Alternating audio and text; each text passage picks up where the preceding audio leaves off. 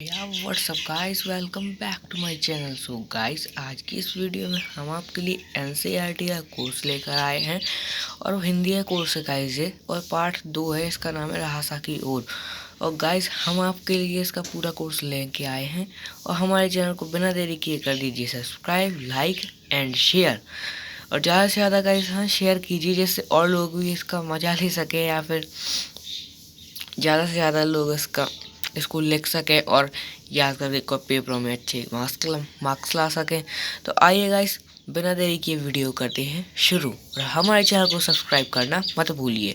तो गाइस, हमारा पहला प्रश्न है कि निम्नलिखित प्रश्नों के उत्तर दें। तो पहला प्रश्न हम पढ़ते हैं। थोगड़ा के पहले मैं के आखिरी गांव पहुंचने पर भिकमंगे के बेस में के होने के बावजूद लेखक को ठहरने के लिए उचित स्थान मिला, जबकि दूसरी यात्रा के समय उन्हें भद्र बेच भी उचित स्थान नहीं दिला सका। गाइस, इसका आंसर हो जाएगा कि दूसरी यात्रा के समय लेखक व उसके साथी भद्र बेस में तथा घोड़ों पर सवार होने के कारण उन्हें उनके सहयोगी सुमति के साथ होने के कारण उचित स्थान मिला था। गाइस, जो उनका सहयोगी सुमति थी, उसके कारण ही उन्हें उचित स्थान मिला था, और दूसरी यात्रा के समय सुमति के साथ न होने के कारण उन्हें उचित स्थान नहीं मिला। गाइस, हमारा दूसरा प्रश्न है कि उस समय तिब्बत का कानून न होने के कारण यात्रियों को किस प्रकार का भय लगा रहता था। तो उस समय तिब्बत का कानून न होने के कारण यात्रियों वहाँ के लोग पिस्तौल तथा बंदूक जैसे अन्य खतरनाक हथियार लोग खुलेआम लेकर घूमते थे, जिससे यात्रियों को लूटपाट का भय बना रहता था। गाइस, हमारा तीसरा प्रश्न है कि लेखक लड़कों के मार्ग में अपने साथियों से किस कारण बिछड़ गए। तो गाइस, हमारा आंसर है कि लेखक लड़कों के मार्ग में अपने साथियों से इसलिए बिछड़ गया था कि उसका घोड़ा अन्य घोड़ों की अपेक्षा धीमा चल रहा था। वह कुछ दूर जाने के बाद उसे पता ही नहीं चल पा रहा था कि वह आगे चल रहा है या पीछे। वह रास्ता भटक गया था और कुछ राहगीरों के पूछने के बाद वह रास्ता में वापस लौटा, मतलब अपने साथियों से मिला। यही कारण था कि वह अपने लड़कों के मार्ग में अपने साथियों से बिछड़ गया। गाइस, आइए अब हम लोग अपना चौथा प्रश्न देखते हैं। गाइस, हमारा चौथा प्रश्न है कि लेखक ने शेखर विहार में सुमति को उसके यजमानों के पास जाने से रोका, परंतु दूसरी यात्रा के समय रोकने का प्रयास क्यों नहीं किया। तो गाइस, इसका आंसर है कि लेखक ने शेखर विहार में सुमति को उसके यजमानों के पास जाने से रोका, परंतु दूसरी यात्रा के समय रोकने का प्रयास नहीं किया, क्योंकि उसे बौद्ध भिक्षु द्वारा बौद्ध धर्म का ज्ञान प्राप्त हो गया था। गाइस, हमारा पांचवा प्रश्न है कि अपनी यात्रा के दौरान लेखक को किन कठिनाइयों का सामना करना पड़ा। तो आंसर है निम्नलिखित कठिनाइयों का सामना करना पड़ा। और पहला है लेखक को उबड़ खाबड़ रास्तों पर चलना पड़ा। दूसरा है घोड़े के धीमा चलने के कारण वे रास्ता भटक गए। तथा तीसरा है स्वयं का सामान पीठ पर लादकर स्वयं सूरज की तेज धूप में चलना पड़ा। चौथा है भोजन की उत्तम व्यवस्था न होने के कारण उन्हें भूखा रहना पड़ा। हमारा छठवां प्रश्न है कि यात्रा वृत्तांत के आधार पर उस समय का तिब्बती समाज कैसा था। तो आंसर है गाइस, हमारा उस यात्रा वृत्तांत के आधार पर उस समय का तिब्बती समाज बहुत ही सीधा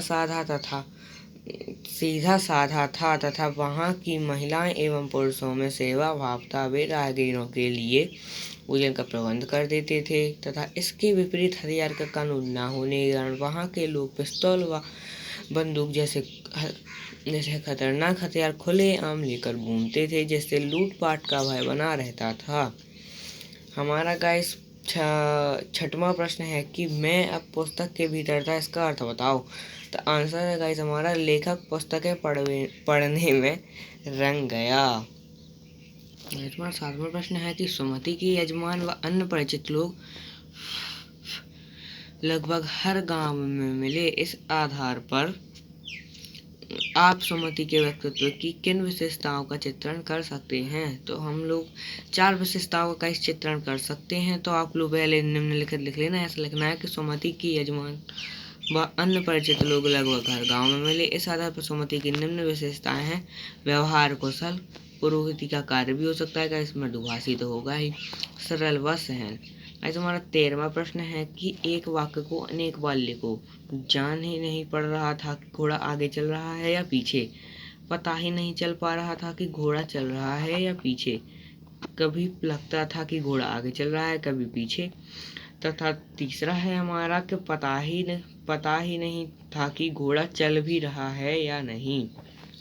अब पाठ में आए आंचलिक शब्दों को लिखिए। आंचलिक शब्द ऐसे शब्द जो किसी क्षेत्र विशेष में प्रयुक्त होते हैं आंचलिक शब्द कहलाते हैं।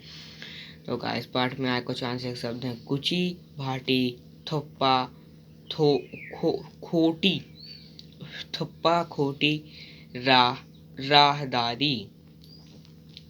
तो गाइस हमारे शब्दार्थ भी हैं, तो आइए शब्दार्थों को भी देख लेते हैं।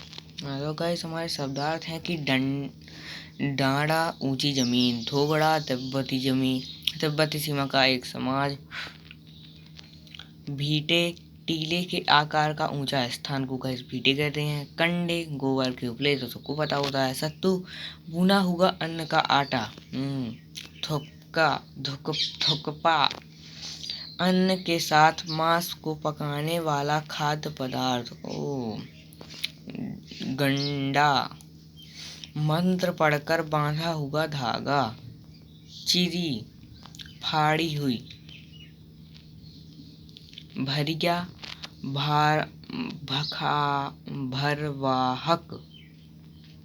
भारवाहक। सुमति का एक पात्र है। और दानो चिटे